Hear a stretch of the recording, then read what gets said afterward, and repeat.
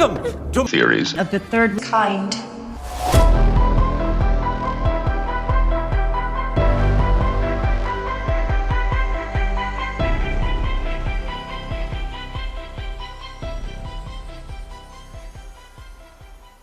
Welcome to Theories of the Third Kind. My name is Aaron. The other host joining us today is Daniel.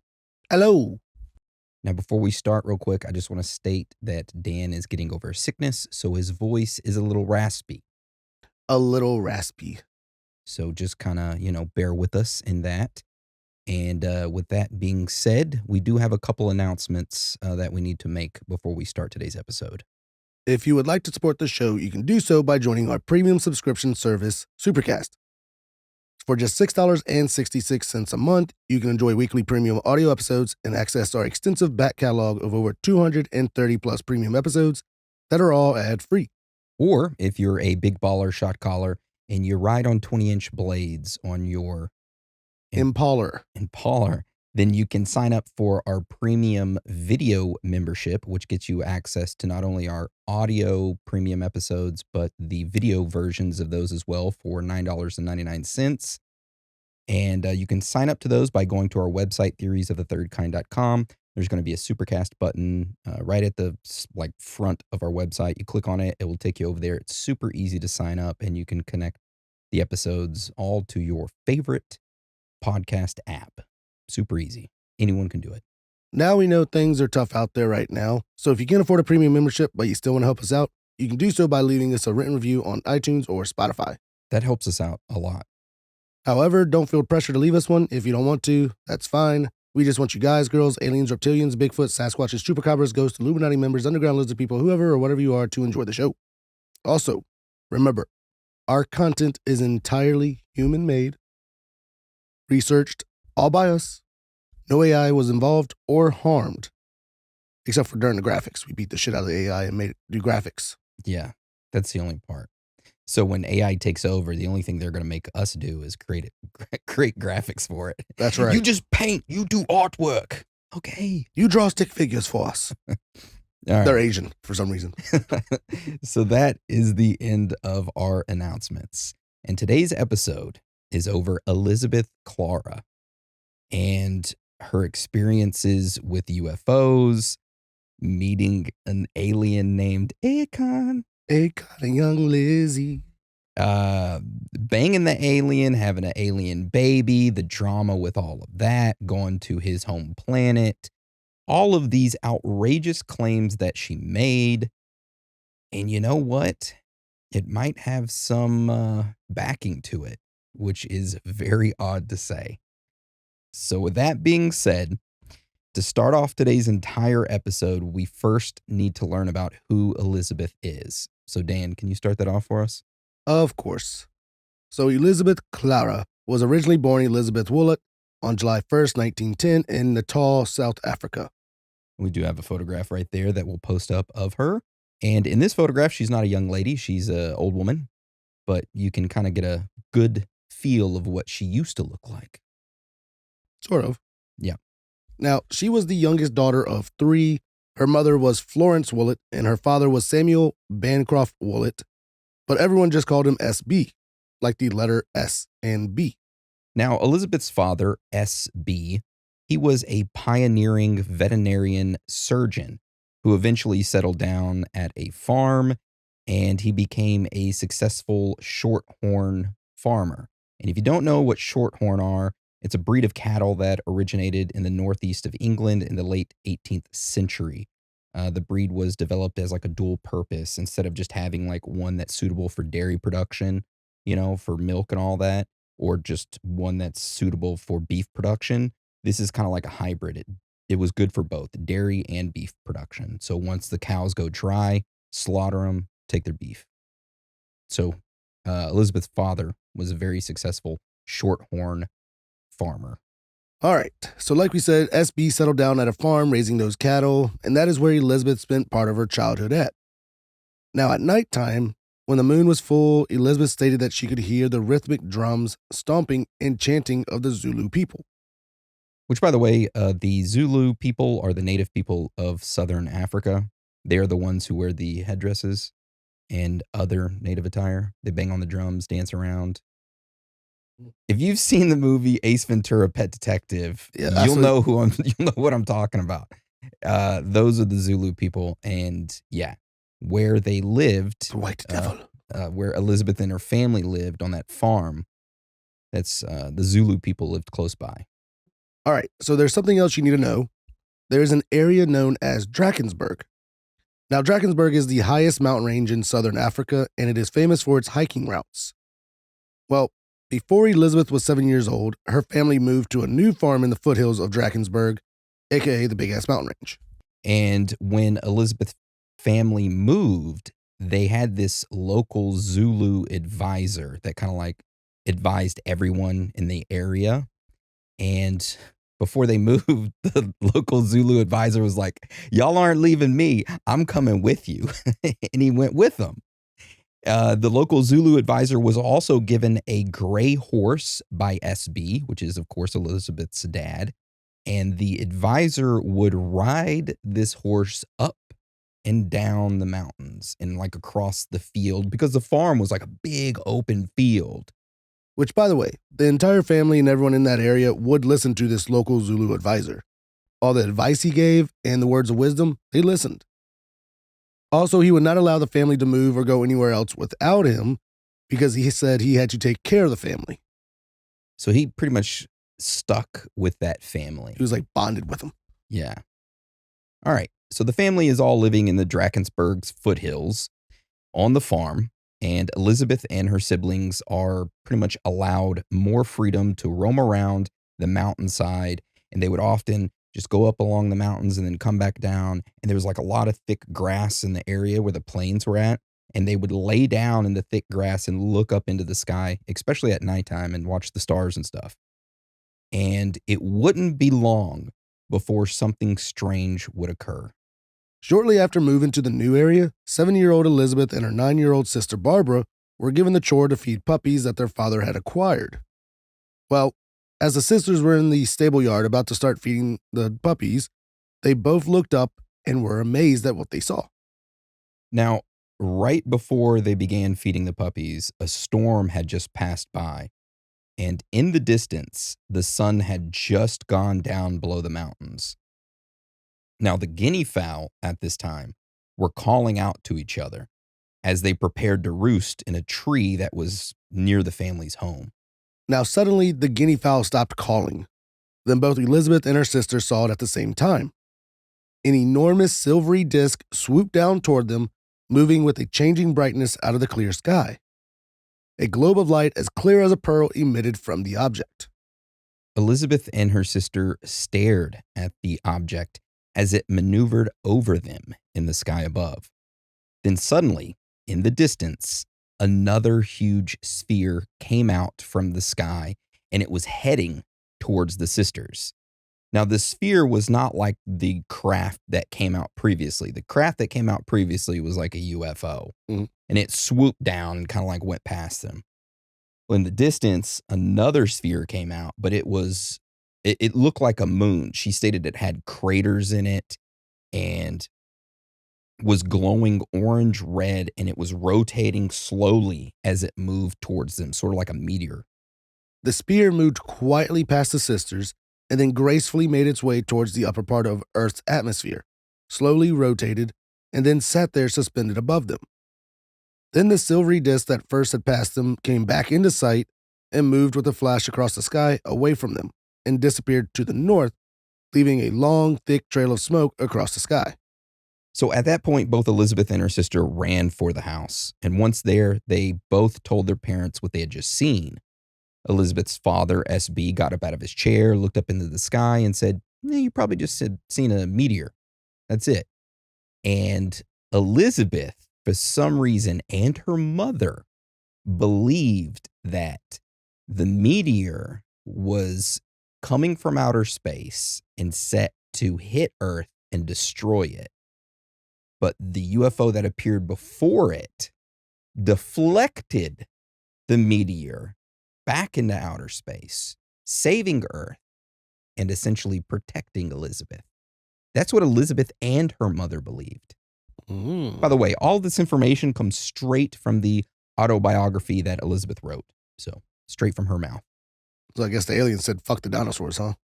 That's exactly what they said. Oh, man. So that right there was the first encounter Elizabeth had, and her life would go back to normal, but not for long. Only a few months later is when she would have her second encounter, and this time it was alongside the local Zulu advisor living with them, which his name is Meton. All right. So Elizabeth was outside with Meton when all of a sudden a flattened black nimbus cloud with jagged flashes of lightning suddenly filled the sky above them.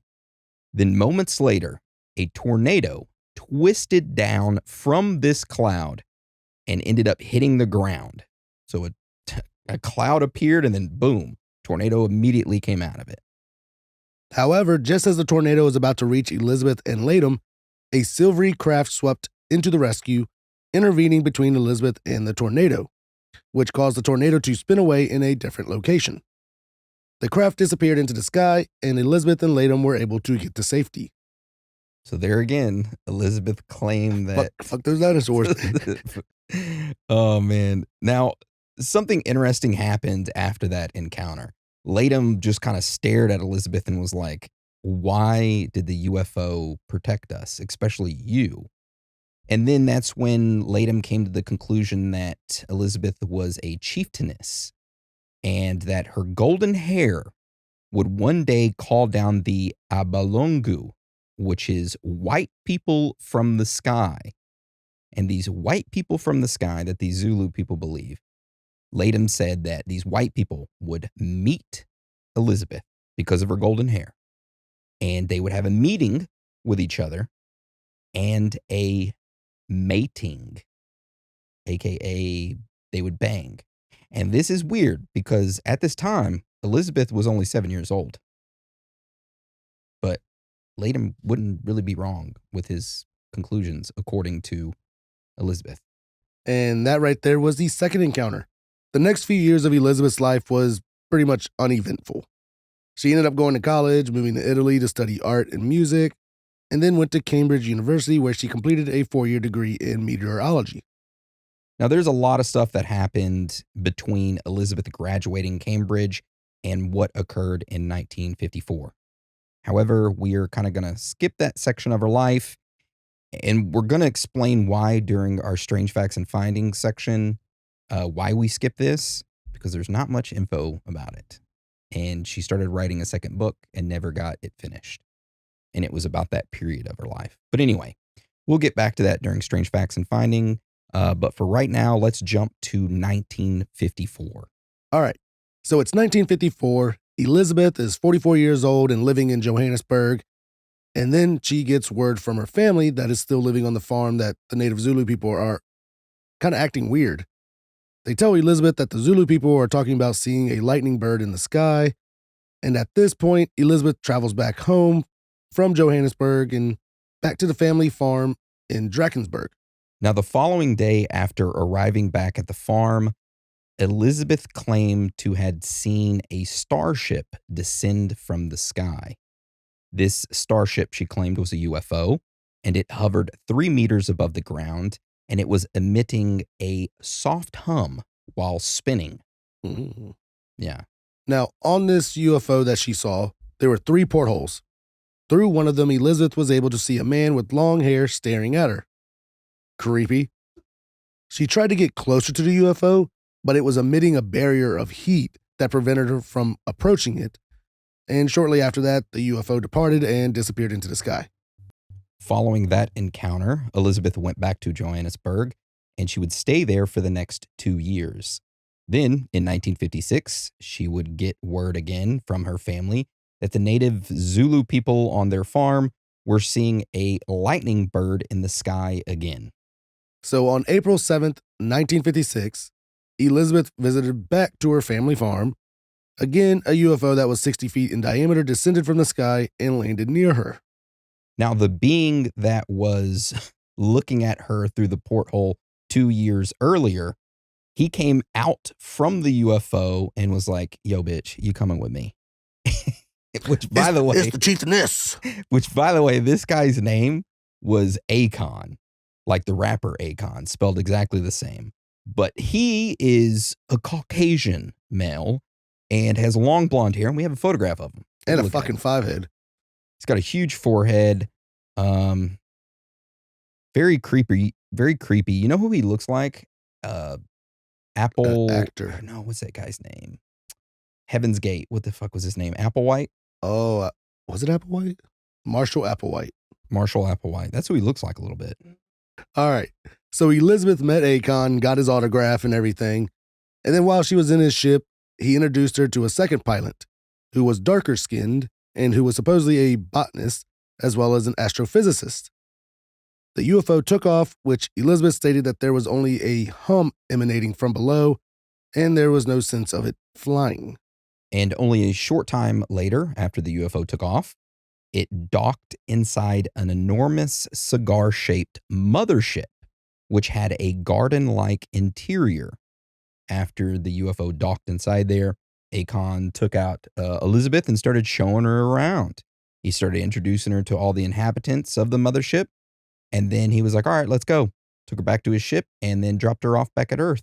Now, something important to note here is that while the UFO was flying to the mothership, Elizabeth and Akon, the alien, they had some alone time. And during this alone time, some kisses were exchanged, as well as some touching.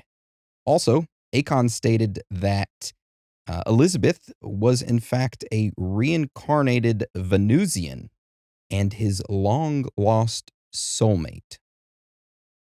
Yeah, getting swooned by a alien. Getting some Jacob Black vibes here. Who's Jacob Black? The werewolf off of Twilight. Is that his full name? Yeah. It's really Jacob Black? Yeah. Let's fact check that. Jacob Black. Oh my God, you're such a fucking nerd.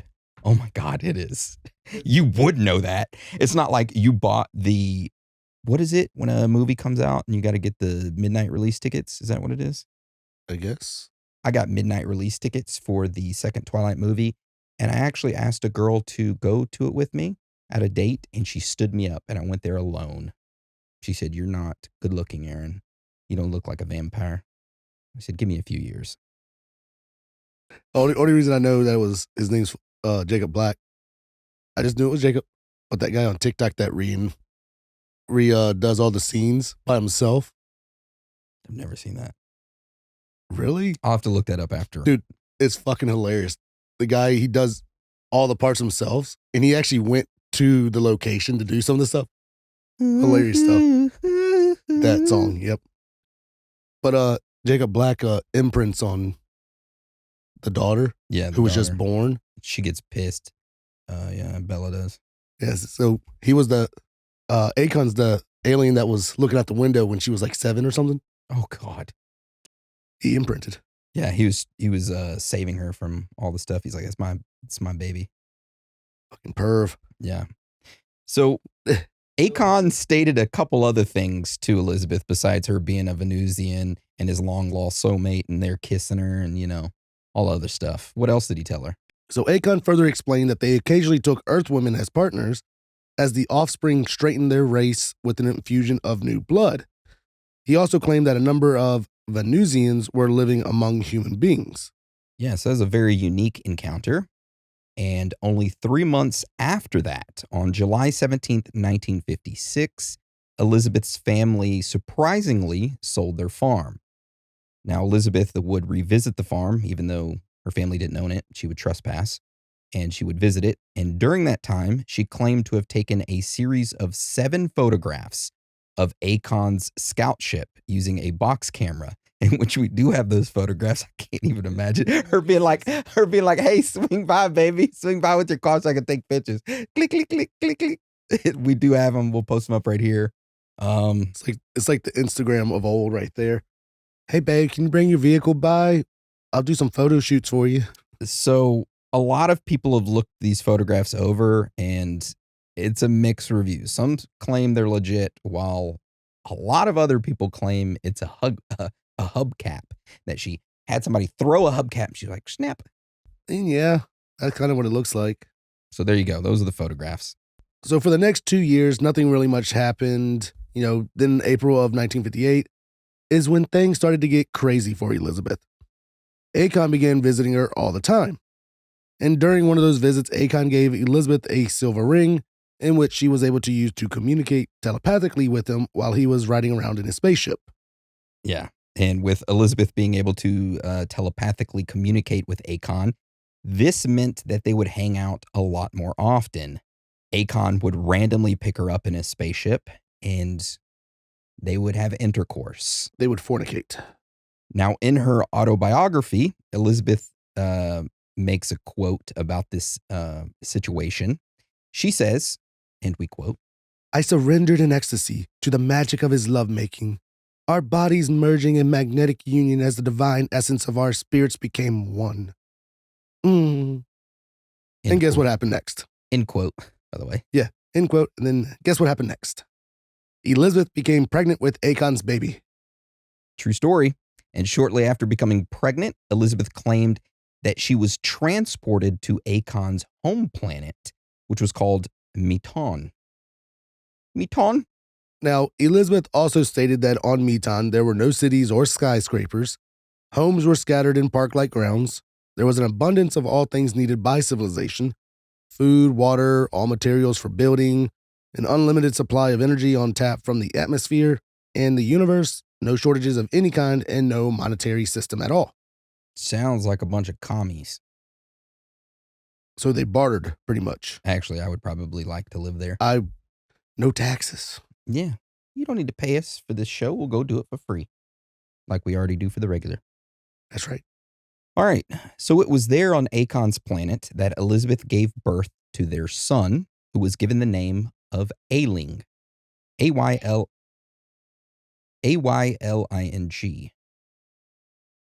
Their son, Ayling, of course, stayed behind with his father, Akon, on his home planet so that he could go to school there.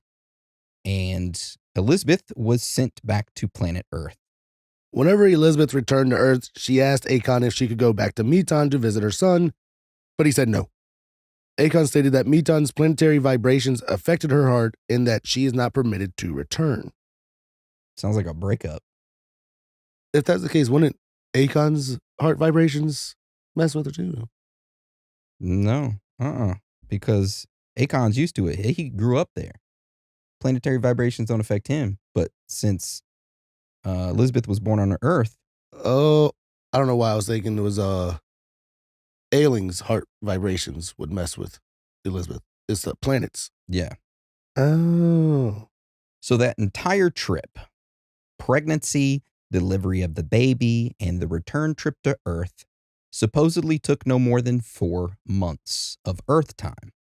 However, according to Elizabeth, due to differences in space-time, she was on Akon's planet for 9 years. 9. Wouldn't 9 years be enough for it to affect her heart? Yeah, exactly. Well, after that, Elizabeth returned to Earth. She went back to living a normal life and working at a bookstore. During this period, she began telling people about her experiences, such as the UFOs, Akon, getting pregnant with an alien baby, all that. And these claims made her super popular with the media, and the media began to interview her just so that they could get views and ridicule her during the interviews. And she didn't really care. Elizabeth welcomed any press that wanted to talk to her. Any media, didn't matter. She stated that she had to spread Akon's message to the world. Eventually, her experiences made it into the Flying Saucer Review and was noticed by Edith Nicolaisen. Edith began writing to Elizabeth, learning about her experiences, and this lasted until 1976. Edith then took those writings and published a small booklet. During this period, Elizabeth worked on writing her own book about her experience. In 1975, Elizabeth was invited by Hermann Oberth to attend the 11th International Congress of UFO Research Groups in Germany. She delivered a speech there on November 2nd, for which she received a standing ovation. Damn. Yeah. Almost 10 years later, Elizabeth was contacted by a UFOologist named Kitty Smith. Kitty Smith claimed that she had her own sighting with Akon and his ship in January of 1984. This created some beef between the two ladies. Oh, I bet. Yeah. That's my man. Then in May of 1992, Kitty Smith arranged a talk by Elizabeth at the Unidentified Flying Object Club. And this talk was so popular that the crowd grew too large to cope with. Kitty Smith, of course, showed up. And in the middle of the talk, she began yelling that Akon was her baby daddy. And she was escorted out of the building. So she arranged it. Then as Elizabeth was telling her story, she ran in and was like, "That's my baby daddy." And then they took her out. I mean, okay. So 2 years later, in February of 1994, Elizabeth died of breast cancer at the age of 84. But right before passing away, Elizabeth claimed that her son, Ailing, was now an astrophysicist. He had a wife named Clea. Together they had a son, and he was traveling the universe with his father, Akon. Yep. And that right there is the story of Elizabeth Klarer and her claims. However, just like every week, our episode does not stop here because now we are going to get into the strange facts and findings that we uncovered while researching this strange topic. So, Dan, do you want to start it off and tell us about our first one that we have? Of course.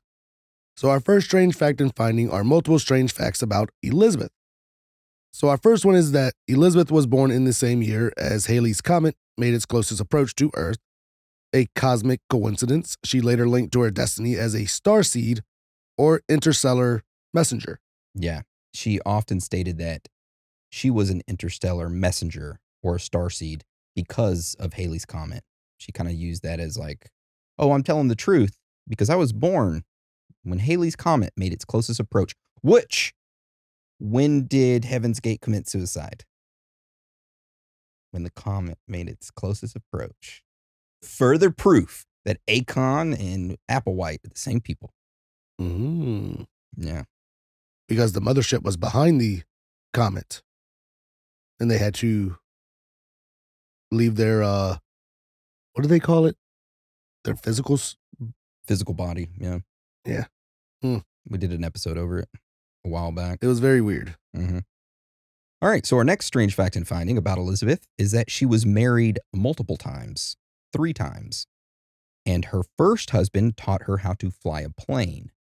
And during one of her flights with her husband, she reportedly saw a saucer approach her plane.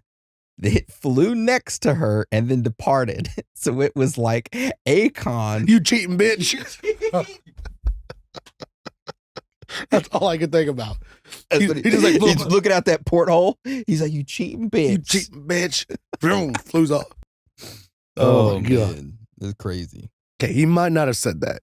No, he probably did, though. Yeah, he kicked her off the planet and then he kept tabs on her. Damn. So during World War II, Elizabeth held a secretive position in RAF Intelligence, which is the Royal Air Force Intelligence, is a branch of the British Armed Forces that collects, analyzes, and presents intelligence to support operations. Yeah, and there's not much that was said about that. A lot of people point to that and are like, hey, that's really weird that she held a secretive position in RAF Intelligence during World War II. And we'll get more into that here in a minute. But the next strange fact about Elizabeth is that she believed that since she was a child, that she could communicate with people telepathically. And by the way, I know she got a ring from Akon that allowed her to communicate directly to him, but she stated that she could already telepathically communicate with him, but was having like a little bit of trouble, and this ring strengthened her abilities. Yeah. Little antenna on her finger. Mm-hmm. The next part is in 1932, Elizabeth co-founded South Africa's first official ladies polo team, a bizarre contrast to her later identity as an interstellar diplomat. All right, so our next strange fact about Elizabeth is that whenever another individual would claim that they had an encounter with UFOs or aliens or anything like that, she would denounce them publicly and state that, hey, what they are saying is not true. And they actually faked their contact through these mediums. Like they would get a medium and the medium would make contact, quote unquote. So Kitty Smith was a liar. Anybody was a liar, according to her, besides her. Then the next strange fact about Elizabeth, her third husband's ashes were strewn on the hill where she met Akon, and her own ashes reportedly joined them, merging her earthly and cosmic legacies. Yeah. So the hill that she met Akon on, she was like, you know what? I'm going to take my third husband's ashes and pour them right on that. It's like, how disrespectful, man. That's pretty disrespectful. Damn. So another weird thing is that after her family sold the farm, she had trouble getting on the farm because of like, transport and her getting older and frail and stuff like that. Oh, yeah. She ended up hiring a helicopter pilot to fly to the hill and drop her off. Crazy. Could just ask for permission, get a vehicle. Anyway, all right. So let's get on to our next strange fact and finding, which is about Elizabeth's books. So in 1980, Elizabeth published her autobiography titled Beyond the Light Barrier, which I read the entire thing. Now, in this book, she talks about everything we talked about today, her strange encounters throughout her life, all that stuff. However, she does leave out the time she spent in between while working for the RAF during World War II. So that section of life where I was like, that we left out is what she left out in her book, and she doesn't talk about it. It's very hard to find out information about that part of her life. It's just like pieces. Well, Elizabeth was working on her second book titled The Gravity File, which she stated it detailed Akon's electrogravity propulsion technology and what happened during her time in the military. However, she died before completing the book, and many people believe that the authorities confiscated it. So that book was supposed to fill in that gap, and she never finished it and disappeared. Okay. So that right there is our last strange fact and finding, and now we are going to get into the theories surrounding her and her entire story. All right, so our first theory is called extraterrestrial contact. Now, this theory states that Elizabeth genuinely encountered advanced beings from a different star system, that Akon and his civilization intervened to protect Earth from the meteor, protect Elizabeth from the tornado, and that the relationship that they had ended up making a cross-species bond and was meant to strengthen his people, Akon, and that everything she said was true, and Akon ended up leaving her ass, and her son is out there just cruising the universe, half human, half whatever. And that is what that theory is. Basically, everything that she said was real, and it really happened. Okay. Yeah. So, I mean, Akon didn't particularly save Earth. He just saved Elizabeth, which in turn... The second time, the tornado was to save Elizabeth. The Earth supposedly was saved by him by deflecting the meteor. Because it would have killed her. And the Earth, supposedly. Because then you think about the tornado, he deflected that, and that just probably killed somebody else. Yeah. The Zulu people in the distance playing on their drums like, oh, fuck. Flying into the air, still drumming. Oh, man. That sucks. But, yeah. All right, so our next theory is called psychological or psychiatric factors. Now, Elizabeth's vivid experiences could stem from trauma, schizophrenia, or a rich fantasy life that she pretty much lived by, isolation on the African mountain range in Drakensberg. Yeah, a rich fantasy life that she kind of like made up in her head due to being isolated in the, in that field. They probably read some books and then created like a fairy tale in her head and then continued it on throughout her life. Yeah. And it was all just hallucinations, and she maybe wanted, attention, and she never got that because she was isolated out there. It was just her and her family and the Zulu guy. Latham. And maybe she just made up these fantasies as a way to make herself feel better about her life. And it was all psychological. Akon and young Lizzie. Which kind of goes into our next theory, which is called hoax or fabrication. Basically, this theory is that Elizabeth invented the story for fame, attention, or financial gain. I mean, there is a similar story that George Adamski's pretty much Venusian contact claims, are similar.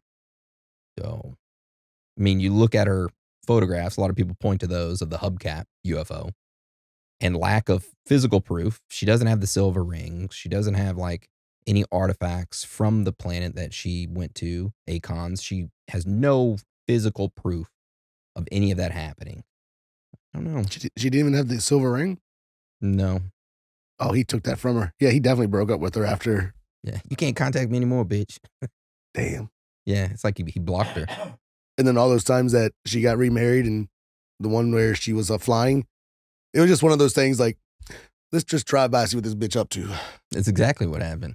Oh, Exactly. That's so messed up. Akon, Yeah. you fucked up. Yeah. All right, so our next theory is called cultural and societal influences. So Elizabeth's story reflects era-specific fears of nuclear war, hopes for extraterrestrial salvation. The Space Brothers trope was popularized by Adamski and others. Some of the Zulu prophecies may have shaped her expectations of contact. I mean, at 7 years old, she was told, oh, you had a UFO be deflected, or you had a tornado get deflected by a UFO. You're going to end up meeting the white people in outer space and you're going to have a baby with them. That's true. So maybe that's what added to her fantasy and she built off that or started her fantasy. And then she kept going back because of a lightning bird. Mm-hmm.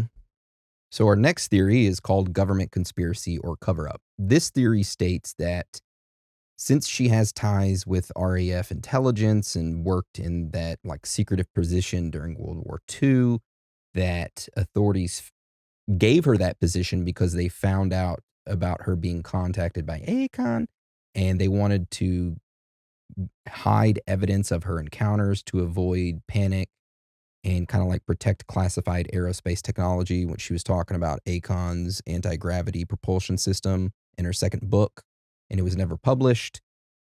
And yeah, but there are no declassified documents or anything like that to back up that claim. All right. So the last theory that we have is called crypto-terrestrial hypotheses. So not theory, but hypotheses, like they all are. But Akon's people might be an ancient advanced terrestrial civilization that's masquerading as extraterrestrials. Oh, shit. So all of it really happened. And instead of Akon being from outer space, he might be underground or undersea. And he claims that he's extraterrestrial. He's from outer space. But in reality, he's underground. So when the UFO picks up Elizabeth and she thinks they're going into outer space to that mothership, they're really going into maybe inner Earth and going, or under the sea and going docking Under the sea. docking into the mothership. And it's all undersea or underground. And then again, when she goes to the home planet, what did it look like? Gardeny, earthy, no billboards. That's where the civilization lived. Maybe that was Hollow Earth, where he took her. Ooh, I like that. I guess being too close to the core of the earth, her body couldn't sustain it. Yeah. And that's why he kicked her out. I think Latham's part of it too, then. He's probably like he stuck with the family for some odd reason. Yeah. And then he told her that she was like a chieftainess, that she's going to have this meeting with the white man. He's a recruiter. He's like the P. Diddy. Yeah. The P. Diddy for the underground Hollow Earth people. That's literally what it sounds like. He's not an alien. He's an Hollow Earth person. It's like, why was he so determined? Oh, if you're moving, I have to move with you. It's like he was keeping an eye on her. Yeah. So that's what it is. The Akon is a person who lives in Hollow Earth or under the sea, claims to be a alien from outer space, but really has this Zulu person go and recruit wives for his people to go pick up, mate with, and, tell these women that, hey, we're in outer space, ho. But in reality, respectfully, they're in Hollow Earth or underground or under the sea. The mothership's under the sea. The home planet where Akon's from is Hollow Earth. Damn. That's what I'm going with. That, or it's all fake and made up. That's my personal thought. I mean, that would explain why he would protect the Earth from the comet or the meteor or whatever. And explains why she was protected from the tornado. The Latham called in and was like, "Hey, Akon, we got a tornado over here." It's all connected. Yeah. We need to find relatives of this Latham guy. They're probably other recruiters. Yeah, we're going to get recruited into a hollow earth sex ring. Whew. Aaron's excited. If you or a loved one have been a part of a hollow earth sex ring, please contact us. We would like to know who your recruiters were into the hollow earth sex ring. Was it the reptilians? Was it the individuals who have long golden hair, who look like they come from the mountain of Caucasus? Please let us know. But what is your personal thought, Dan? What are you going with? Oh, man. Honestly, I like the crypto-terrestrial one. But if I had to believe anything, logically, I would say this is all made up. For financial gain. For financial gain. A fantasy that turned into financial gain. Yes, exactly. Because being out there isolated, I mean, I can only think of myself when I was younger, me and my brother outside playing, living in the countryside, picking up like random sticks and thinking we're like, have swords and shit fighting each other. Mm-hmm. I mean, you're out there. She had her older sister that was 2 years older than her. They're out there just living their fantasy life, having fun. And then, oh, we saw something in the sky. They saw how much attention they got. Well, not really from their dad. He's probably like, oh yeah, sure. But the mother, though, she played along with it. And then later on, Latham played on with it. And it just continued on with the attention and figured, hey, why stop? All right. Well, I would love to hear everyone else's opinions on what they think truly happened. Was Elizabeth truly abducted, impregnated by an alien or hollow earth person, or an alien claiming his name is Akon? Or was it all just a fabrication in her mind? They would have been on Jerry Springer for sure. Oh, hell yeah. Yeah, that would have been sick. That would have been awesome. Yeah. But with that being said, that is the end of our episode today over Elizabeth Klarer. And do you have anything else you want to add or anything? Other than I apologize for my voice. I hope it wasn't too bad. I mean, it's still getting better, but yeah, sorry. All right. Well, with that being said, I want to thank you for joining us today. And again, thank you for all your support, love, kindness. It means a lot to all of us. We love you and we are proud of you. That's right. Much love. But with that being said, Dan, would you like to roll us out? Sure will. It's okay to be out of this world with your thoughts. Because you are not alone.